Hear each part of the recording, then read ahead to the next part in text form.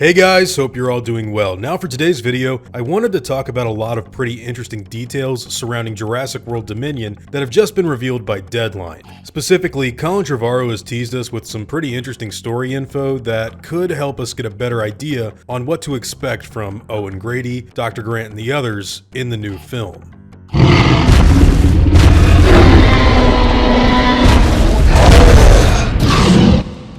So before I go any further, I just want to make it known that I'm getting all of the information here from the website known as Deadline. They've just released a pretty good interview with Colin Trevorrow, and it dives into a lot of really interesting stuff that we haven't really heard said specifically by official sources just yet. And I think it's something that a lot of fans would be really interested to check out for themselves in order to get a better idea on what to expect from the next Jurassic Park movie. So right off the bat, the director says this movie is about the need to coexist and survive together. If this pandemic has taught us anything, it's that we need the different generations to protect each other. It was the right movie to be making at this moment. I've never been as immersed in a filmmaking process, he continued. Because of the protocols, the actors didn't go far from set, the distance was stripped away, there were things that happened on this movie that I'd hoped to be able to continue on future productions. And he also said that he thinks that the close proximity to each other made the movie better. Everything we were going through emotionally, we would share, we would rehearse on Sundays, we crafted the characters, which made the emotion of the film richer, and he says he thinks the movie will be stronger for it. Now, one of the things I really want to go in here is he talks about this movie being about characters learning to coexist and survive together. Now, obviously, when they were writing Jurassic World Dominion, they didn't start off thinking that there would be some kind of wild pandemic that would shut the whole world down and they had to make a movie to, I don't know, try to inspire people to not be terrible to one another. But it is very interesting that they've kind of used the whole coronavirus situation to embolden the story of the film further while making it. The part of his quote that I actually find the most interesting, though, really is these characters will need the different generations to protect each other. Now, as we all know, we've seen Jurassic Park. Alan Grant does not like Ian Malcolm as much as he likes, let's say, Lex and Tim or Ellie at the end of that movie. And I think it's pretty obvious that when you watch the first film, or even something like Jurassic Park 3, where Grant says, "Did you read Malcolm's book?" And Eric Kirby kind of says that the chaotician was high on himself, and Grant just starts smiling. It's obvious that there are some characters here that do not get along. And I've been saying this for a while now, but I do really like the idea of throwing these characters back in this crazy situation that they all kind of warned John Hammond about in the first film to at least some extent. And then in a later chapter, they're all forced to kind of reckon with this issue that has gone global. And I brought up Alan Grant specifically as someone who wouldn't see eye to eye with Ian Malcolm because it's very obvious from that first movie that they're not best friends. You know, after Jurassic Park ended, Alan Grant didn't call up Ian Malcolm and, "Hey, you want to go to the Buffalo Wild Wings and hang out with me? Remember that time that you tried to steal my girl? Yeah, we're buddies. We're best friends, man." That's not gonna happen. That's not real. That's not what the actors would think in this sort of situation if they are, you know, getting to make the decisions that they know their character would seriously make in this world with Trevorrow while he's writing it. So I think that that's a good example for one, but the different generations thing is also important because you've got Alan Grant, another example of someone who's pretty anti-raptor in terms of, I don't know, he doesn't trust a velociraptor. I couldn't see Alan Grant actually being very comfortable in a situation where that sort of dinosaur was right next to him. But you take someone like Owen Grady, who kind of springboarded off of the ideas of Alan Grant's work and was able to not only successfully bridge the gap between human and animal communication, but he raised these animals, he has imprinted on these animals, he has studied these animals from birth, so he knows exactly the way they think. And I think that there could be some headbutting between those two, but there could also be some sort of fascination. You know, a guy like Alan Grant and everything that he went through in Jurassic Park and Jurassic Park 3 was definitely something that I think Owen Grady as a person would be very, very interested in, to say the least, but probably have a lot of respect for when it came to how he raised the raptors in Jurassic World, especially because he wouldn't have found any use in what Robert Muldoon had done in Jurassic Park except for what not to do. This whole concept of, I don't want to say training the raptors because that doesn't sound accurate, it's more like just studying the the raptors on a personal level and raising them Crocodile Dundee style, or really Steve Irwin Crocodile Hunter style. It's very, very different to the way Alan Grant was interacting with these animals in those older movies. If you look at Jurassic Park 3, the guy's backing up and scared out of his mind when all the raptors surround him on Isla Sorna. In Jurassic World, Owen runs straight into the paddock and goes, you ain't gonna kill this dude. He has his hands out in front of him. He knows exactly what to do. He's studied these animals up close and personal and not buried in rock and bone for years. It's a very interesting dynamic, and I think that with this movie, having all of these characters together to sort of culminate in a final Jurassic World film,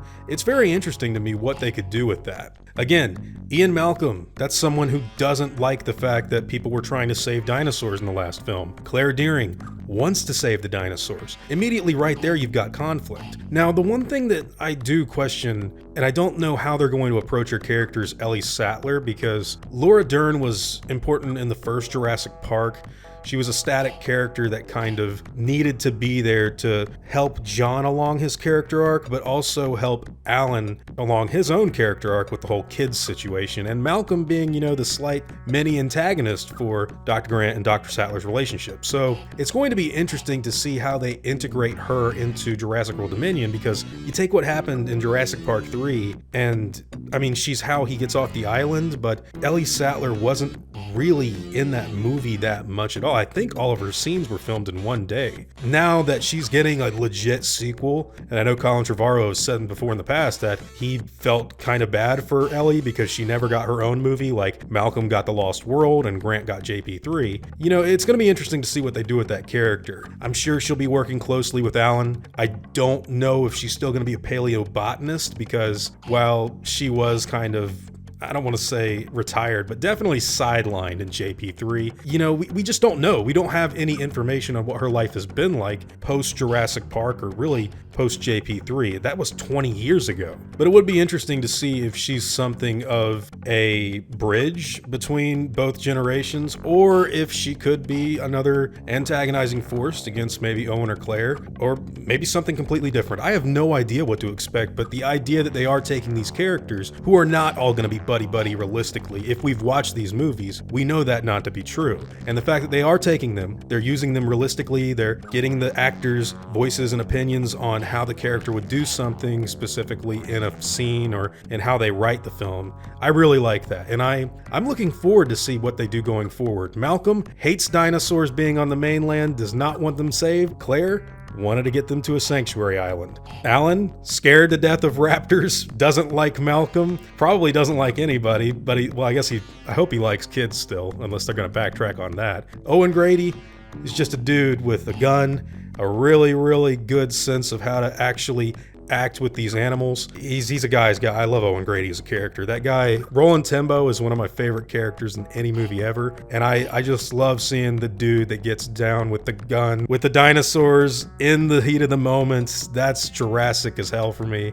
I can't wait to see what they do with this movie. I'm pretty excited to see what happens from here. But hey, another thing I want to talk about is actually at the very beginning of this article. Now, they also go on to say that newcomers such as Mamadou Athie and DeWanda Wise, Deadline specifically says right here, they've separately heard could have big roles in future installments. That's kind of major news, and part of me wishes they hadn't have revealed that in this article, because if it does end up being true, that means that Mamadou Athie and DeWanda Wise's character will survive in the next film, which immediately makes me think, well, I guess no matter what happens to them, if they're in danger from a dinosaur or from Biosyn or anything, I guess they're just going to get away. But they could be wrong on that, or we could be looking at like a prequel of sorts, who knows. It is interesting that it looks like they are trying to prop up newer characters in order to continue making movies in the future, because we know this isn't going to be the last Jurassic movie, it's just going to be the last Jurassic World movie in this trilogy. So they're probably going to start a new story sometime down the line in the future. Colin has already talked about Darius and other characters from Camp Cretaceous making making appearances in live action if they prove popular enough. So there's a lot of different routes they could go, but yeah, Mamadou Athie and DeWanda Wise, they seem to be pretty important. But yeah, apart from that, Trevorrow was asked how he plans on celebrating the completion of filming, which, if you didn't know, literally just happened. They just wrapped principal photography on this movie yesterday. And he responded by saying tomorrow he's going to drive back to his house with some boxes and see his family, who he hasn't seen in a long time, which has to be really rough. But he says it starts there and that the work on post-production begins soon after. So they're still in full throttle going with this movie. They're going to be making all the digital effects finalized for Jurassic World Dominion in the coming months. It's looking pretty interesting. I'm very excited to see where they go with the character work in this film. Alan Grant is someone who I think a lot of Jurassic Park fans kind of looked at and they were like, I want to be that when I grow up. And a lot of us have grown up now, and he hasn't been in these movies in, God, 20 years, which is insane to even believe, but he's back now.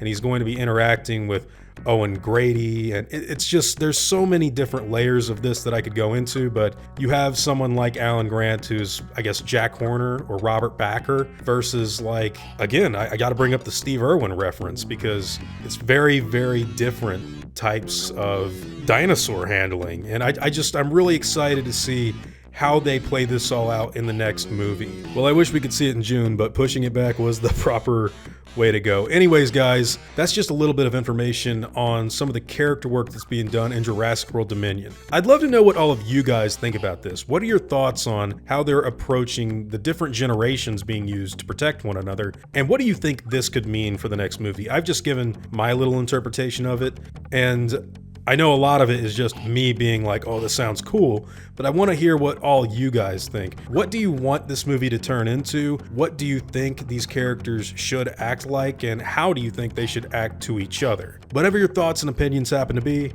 I'd love to hear them in the comments down below. Now, before I go, I'd like to thank all of my game wardens, as well as all of my InGen executives. I'd also like to thank all of my park workers and InGen hunters as well. Guys, it seriously means the world to me that all of you continue to support what I do, and I never want you to ever forget that. Now, I'd like to thank all of you for watching today's video and hope that you all enjoyed the content. If you feel like I deserve it, I'd appreciate the like and hope that you'll consider subscribing if you're interested in hearing from me again. I'll see you all in the next video, guys, and as always, take it easy.